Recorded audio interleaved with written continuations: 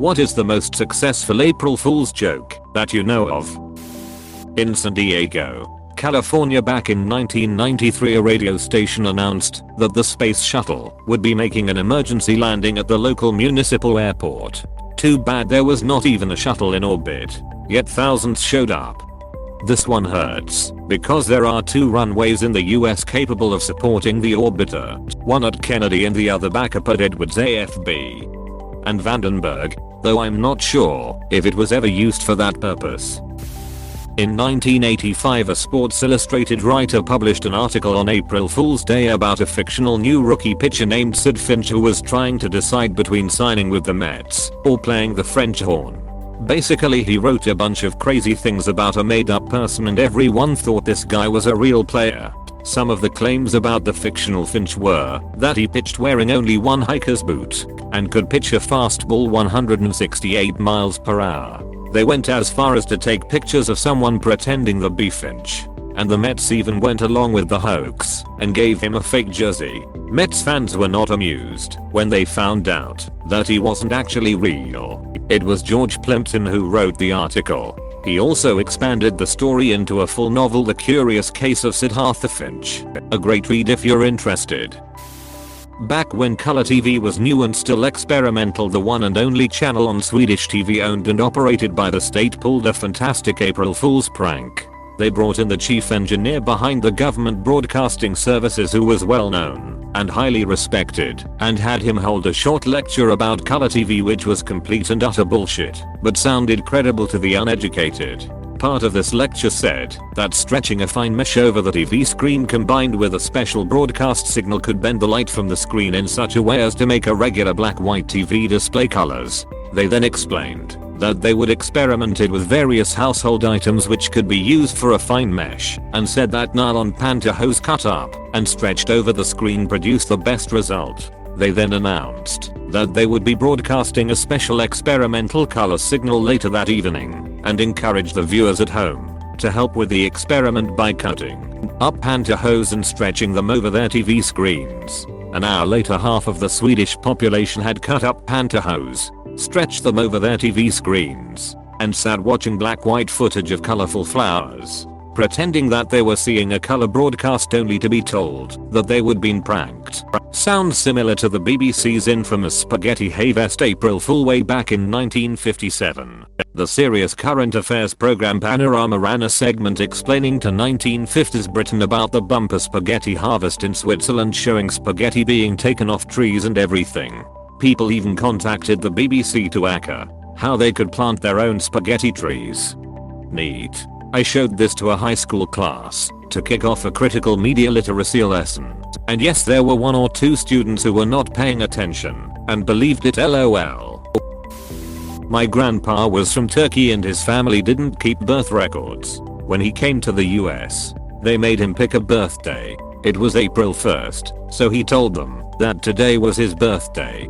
For 50 years. That's what we thought his birthday actually was. 2 years before he died, he revealed that his birthday was in August. He laughed for 45 minutes that he lied to us for 50 years. He stuck with that for 50 years. Impressive. A long con is one of the most impressive things a human can do, in my opinion. His grandpa's name, Kaisasos. My birthday. People never know if I'm joking or not. Isn't your life a joke? No. Jokes have meaning. Stop, he's already dead. When I was a kid, my mom made the same breakfasts each day of the week. So, pancakes on Sunday, cheese toast on Monday, etc. Well, one year when I was 8 or 9, April Fool's fell on Tuesday, but she made English muffins and eggs. And I thought it was Wednesday all day. Man, your mom sounds awesome. I could only dream of eating pancakes every week. That shit was like a twice a year privilege. My mom is awesome. There were 8 of us kids. 2. She and my dad were missionaries, but she stayed home with us, and we pretty much ate 3 home cooked meals a day, every day. At the table together, the country we were in allowed for being home for lunch. My childhood was pretty sweet. This is some charmed stuff and you seem like a really appreciative person, which adds even more to it. Wow. Cool post. A notable one from my childhood was when Capital Radio, a hugely popular station in London at the time, began the 0800 news with "Good morning. It's Friday the 1st of April. April Fool's Day actually fell on a Saturday that year, and hundreds of people heard the broadcast and rushed into work or took their kids to school thinking they would mix the days up. They got hundreds of complaints over this, and by all accounts were severely told off by the Broadcasting Complaints Commission. But by God, did it cause some laughs, changed a single word, and caused beautiful chaos. A couple of years ago I convinced my daughter that our family friend Mark spelled his name F-A-R. She made him a birthday card, "Happy birthday fart." When she went to show her father, he tried to do the sound out method for spelling, and she was adamant that wasn't how you spelled it. I gave it away laughing so hard. Hell, I'm laughing now remembering this. I hope you still gave Mark the card. That would be my favorite birthday card I've ever gotten. She totally gave it to him. So we got to laugh all over again. My 7-year-old son made cinnamon toast for his mom. He substituted chili powder for cinnamon. She, being the good mom, ate the whole thing, not realizing it was April 1st. LOL, this reminds me of when I made my mom ice cream cake. Namely, I spread jam on a slice of bread and froze it in the freezer. I was so excited to serve it to her that she just ate it as the frozen bread was screeching between her teeth.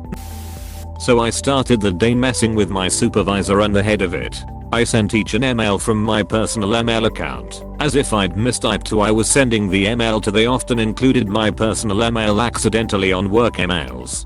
Contents were basically, "Thank you for the opportunity to interview with you on recent day I'd taken off. Attached is my updated resume as requested," with an attachment that was basically laughing, "Just kidding, funny picture, April Fools." At the time I had just taken over for 2 departing senior members of the team and was training most of the rest, including my supervisor, as less technical. Also was consistently pulling 80+ hours a week and was the sole person on call. Suffice to say, me leaving was worse than replace everyone else. The head of it, in a panic, deleted the email without reading the attachment and was completely frantic as she typed out a couple-page email of "It's been wonderful working with you, and I know things have been tough, but I hope we can figure something out when I return."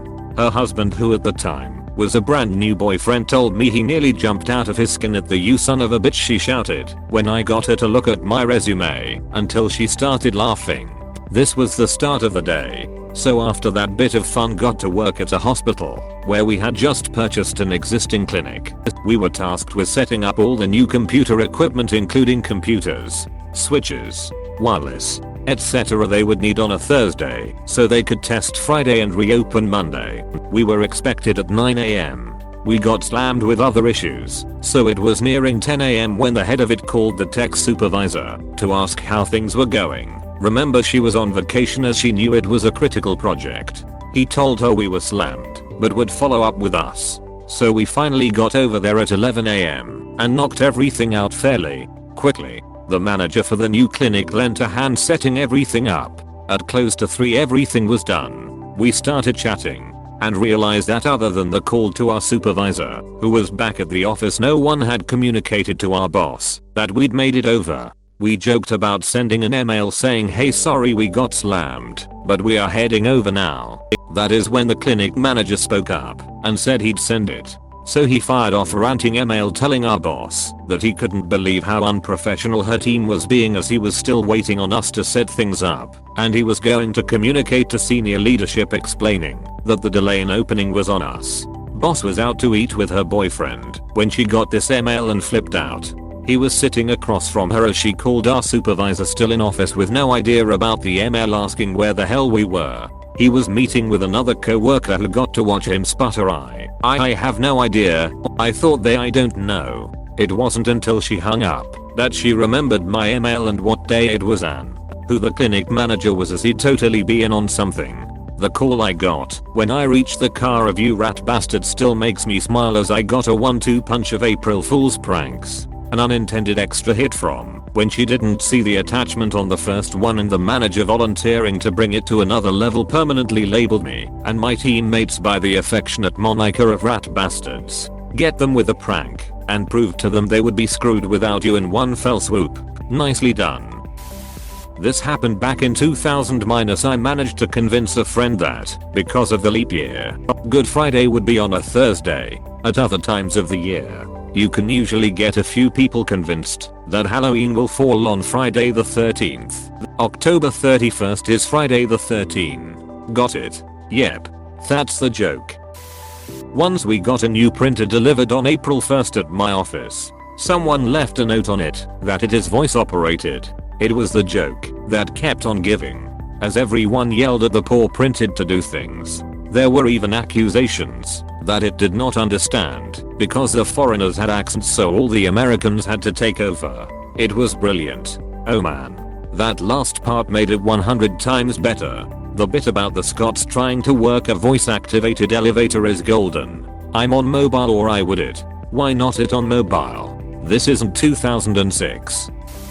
EGM claimed that you could unlock a 24th cheat in Goldeny. It made sense to me, because the unlockable cheat were listed in columns of 12. So after I got them all, there was a little blank space in the corner that looked like another cheat would fit there. The way to unlock it, they said, was to beat Aztec in under 9 minutes with 007 difficulty with specific parameters. It basically ensured that the enemies would never miss. One shot would kill you, and it took 3 headshots to defeat even the weakest enemy. It is basically impossible, even on easier difficulty settings. 9 minutes is a fast time for that level. I did it in 8 minutes flat. It took me weeks of trying. I took the N64 to my grandmother's house when we visited her for Easter, and I finally got through it because a weird glitch made enemies stop spawning. After I defeated Jaws, there was no unlock. Number 24th cheat. I will never forgive them. There was a gaming magazine that claimed a sequel to GoldenEye called Golden Butt. The title coming from a gold donkey statue you would have to find. The cartridge would have a top loader built in, allowing you to plug another N64 games and use those characters from those games in death matches. I waited years for the release. That's the kind of thing I would have believed as a kid with no understanding of how programming or copyright works. Yet, I still want this. Taped a piece of small paper on the bottom of the computer mouse. Watched my grandpa get angry at said mouse, and when I told him he laughed and said that was good. Meanwhile the saran wrap in the doorway was successful on me cause I'm groggy in the morning, so I ran into it on my way to the bathroom. Fun fact, you can plug in more than one mouse to the same computer. I plugged a USB wireless mouse into my friend's computer at work, and every once in a while I would play with the mouse while he was working. Very colorful language ensued. He never figured it out, and eventually I got bored and took pity on him. It was an old desktop and my grandparents only had the one mouse. Oh, it is a fine April Fool joke. I just wanted to mention a variation on the theme. When Taco Bell took out full page ads announcing they bought the Liberty Bell. WTF when? 1996. My brother pulled one on me that I will never forget. I was maybe like 6 or 7, and he put paper in the toes of my shoes, so when I tried to put them on, they did not fit. Well, my mom was not having any of that, and she kept trying to put them on while saying they fit yesterday, and all the while my brother is just laughing uproariously in the background. To this day it is the best April Fool's prank I have ever seen or experienced in person. 2 members of my family have identical shoes, just in different sizes. I swapped them after they went to bed. In the morning they went to put them on. In 1950 a major Norwegian newspaper published an article that said that the national liquor store, the only place we can buy liquor in Norway, had ran out of bottles. But everyone who brought their own bucket could buy up to 5 liters of tax-free wine. They did this joke several times over the years, and it worked every time. In 1987 another newspaper published that a liquor store in Bergen was about to give away 10,000 liters of confiscated smuggled wine. But everyone who wanted in on it had to bring their own container. The morning after, hundreds of people were lined up with jugs and buckets outside the store. In 1976 the astronomer Patrick Moore announced on BBC Radio that Pluto would pass by Jupiter in a way that would make Earth's gravity decrease momentarily. If you jumped at exactly 09:47 in the morning you would experience a weird floating sensation. They got hundreds of calls from people who apparently had felt a weird floatiness. A woman called in and said that she and her friends had floated up from their chairs. In 2008, Terry Jones from Monty Python had made a short documentary about a penguin colony in Antarctica that had learned how to fly. They flew thousands of miles every year to spend the winter in the tropical rainforests of South America. The video went viral all over the world.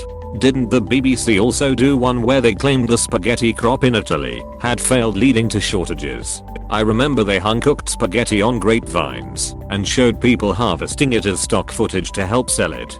From memory, this was on Panorama. An extremely serious program, so was a brilliant ruse. No one would expect them to be involved in something like that. Thank you for watching. We hope you enjoyed this video. Please subscribe for more videos.